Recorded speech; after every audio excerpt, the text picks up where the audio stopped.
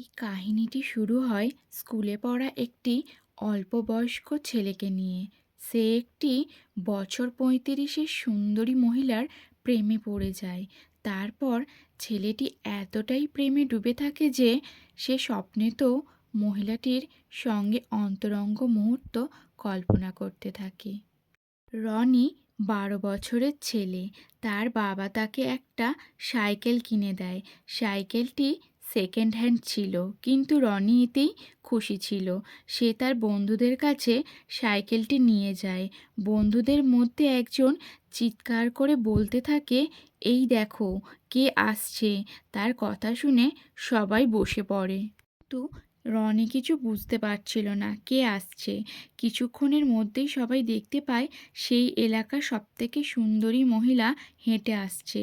রনি যখন মহিলাটিকে প্রথম দেখে তাকে দেখতেই থাকে। মহিলাটির নাম ছিল মিলি। তার স্বামী আর্মিতে চাকরি করে, তাই তার স্বামী বেশিরভাগ সময় বাইরেতে থাকতো। মিলি অসাধারণ সুন্দরী হওয়ার জন্য সেই এলাকার সমস্ত পুরুষ তাকে মনে মনে কামনা করত। এতে সেই পুরুষদের সঙ্গিনীরা তাকে খুব হিংসা করত। এদিকে স্কুলে সমস্ত ছাত্রছাত্রীরা স্যারকে মিলির নাম ধরে রাগাতে থাকে, কারণ সেই শিক্ষকটি আসলে মিলির বাবা ছিল। শিক্ষকটি ভালো করে শুনতে পেত না। তিনি সবার থেকে আলাদা জগতে মিলিকে কল্পনা করতে থাকে। স্কুল ছুটির পর সে খুব তাড়াতাড়ি সাইকেলে করে এসে মিলির বাড়ির সামনে বসে থাকে। তখনই মিলি দরজা খুলে বাইরে আসে। তাকে দেখে রনির হৃদস্পন্দন বাড়তে থাকে। রনিকে দেখে মিলি হাতের ইশারায় কাছে ডাকে কিছু জিনিস আনার জন্য। রনিকে পয়সা দেয়, কিন্তু পয়সাগুলি সে হাতে দেয় না, মাটিতে ফেলে দেয়। রনি সেগুলো হাতে করে তুলে নিচে বসে। কল্পনায় সে মিলিকে দেখতে থাকে। আসলে রনি এতক্ষণ ধরে বসে মিলির স্বপ্ন দেখছিল। সেখান থেকে সে একটি ট্রেলারের কাছে যায়। তার বাবার নাম করে একটি প্যান্ট নিজের সাইজে তৈরি করে। বাড়িতে এসে যখন তার বাবা জানতে পারে রনি কী করেছে, রাগে রনির বাবা রনিকে মারতে থাকে। রনি চিৎকার করে বলে, এখন আমি বড় হয়ে গেছি, ছোট প্যান্ট পরে বাইরে যেতে লজ্জা লাগে। এরপর মাঝরাতে রনি বাড়ি থেকে পালিয়ে মিলিকে দেখতে যায়। মিলির বাগানের সবথেকে উঁচু গাছে চড়ে। একটি ছিদ্রের সাহায্যে ভেতরের দৃশ্য দেখতে থাকে। সেখানে মিলি ছোট পোশাক পরে গানের তালে নাচছিল। পরের দিন রনি গানের সিডি নেয়ার জন্য একটি দোকানে হাজির হয়। সেই গানটা যেটা মিলির বাড়িতে শুনেছিল। রাতে সিডি চালিয়ে মিলিকে মনে করতে থাকে। স্বপ্নে সে দেখে মিলি তার দরজা খুলে রনির কাছে আসতে থাকে। পরের দিন রনি সাইকেল নিয়ে মিলির পিছু নেয়। তখনই সে দেখতে পায় সেই এলাকার সমস্ত পুরুষই মিলিকে দেখছিল, আর তাদের স্ত্রীয়েরা জ্বলন্ত চোখে মিলিকে হিংসা করছিল। মিলি তাদের কথায় কান না দিয়ে চুপচাপ রাস্তা দিয়ে হেঁটে যাচ্ছিল।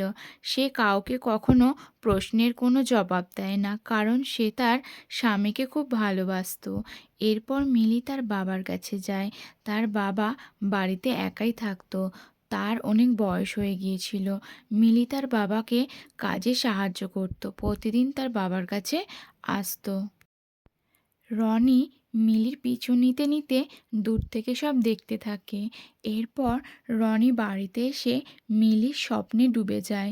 পরের দিন সেই এলাকার কিছু আর্মি মাইক নিয়ে প্রচার করতে থাকে, যুদ্ধে অনেক আর্মি মারা গেছে, তাদের মধ্যে একজন ছিল মিলির স্বামী।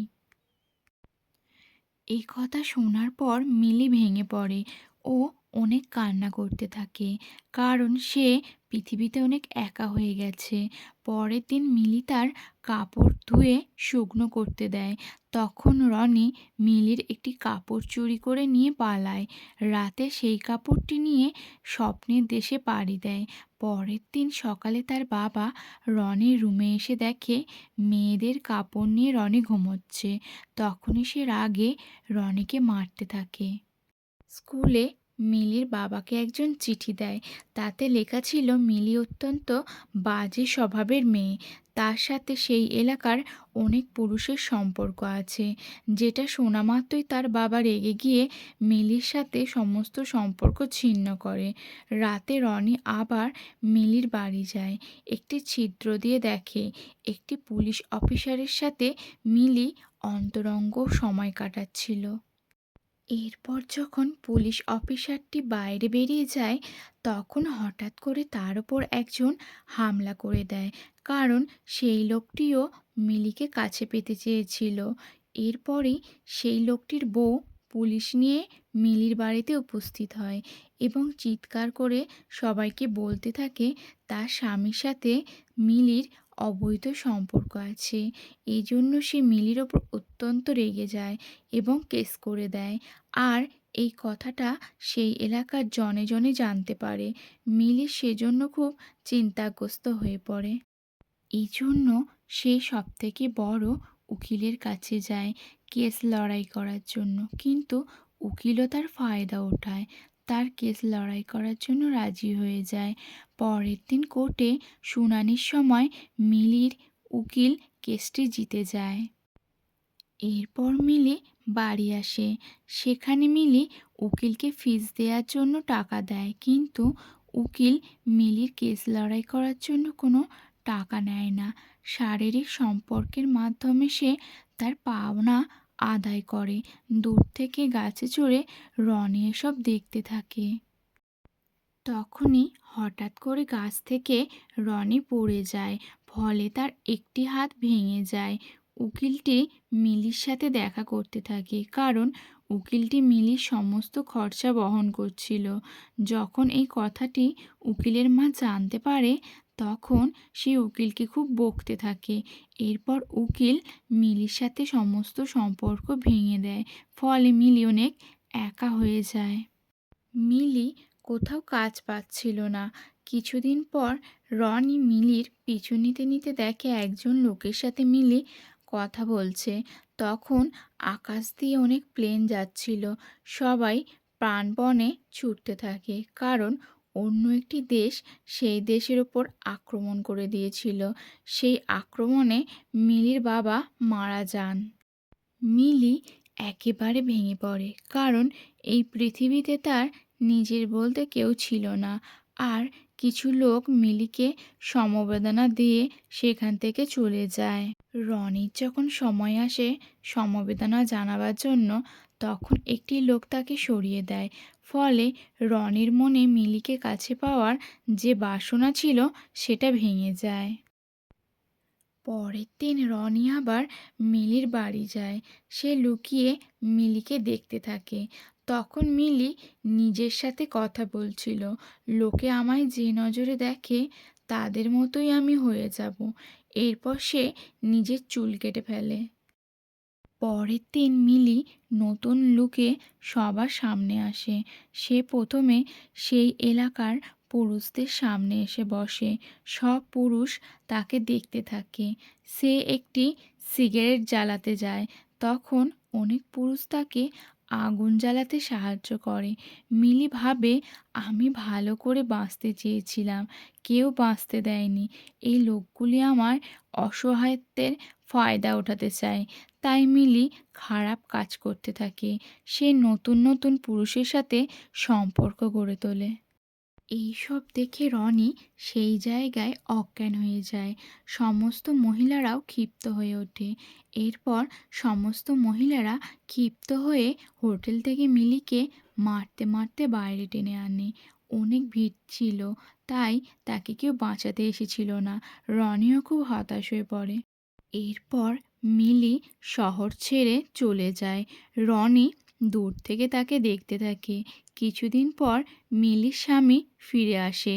তার একটি হাত যুদ্ধে চলে গিয়েছিল। এরপর মিলির খোঁজে তার স্বামী সমস্ত গ্রামবাসীদের কাছে যায়, কিন্তু কোনো গ্রামবাসী তার খোঁজ দিতে পারে না। অনেক পুরুষ মিলির নামে অনেক খারাপ কথা বলতে থাকে। তারা বলে, তোমার অনুপস্থিতিতে তোমার স্ত্রী অনেক পুরুষের সাথে সম্পর্ক রেখেছিল। এটা শুনে মিলির স্বামী অনেক দুঃখ পেয়ে যায়। তাদের মধ্যে একজন মিলির স্বামীকে চড় মেরে রাস্তায় ফেলে দেয়। উনি মিলির স্বামীকে রাস্তা থেকে তুলতে সাহায্য করে। রাতে রনি মিলির স্বামীকে মিলি কোথায় আছে তা লিখে ছুটে পালিয়ে যায়। সেই রাতেই মিলির স্বামী মিলিকে খুঁজতে বাইরে বেরোয়। ১ বছর পর মিলি তার স্বামীর সাথে বাড়ি ফিরে আসে। মিলিকে তার স্বামীর সাথে দেখে গ্রামবাসীরা তাদের অনেক সম্মানের চোখে দেখতে থাকে। বাজারে মিলি যখন বাজার করছিল, যেসব মহিলারা মিলিকে মেরেছিল তারা গুড মর্নিং বলে। মিলিও তাদের গুড মর্নিং জানায়। বাড়ি যাবার সময় মিলির সব ফল পড়ে গিয়েছিল। তখন রনি এসে সব ফুলগুলি তুলে দেয়। রনি এই সময় মিলিকে স্পর্শ করে। তার দীর্ঘদিনের আকাঙ্ক্ষা পূরণ হয়। এখানেই সিনেমাটি শেষ হয়ে যায়।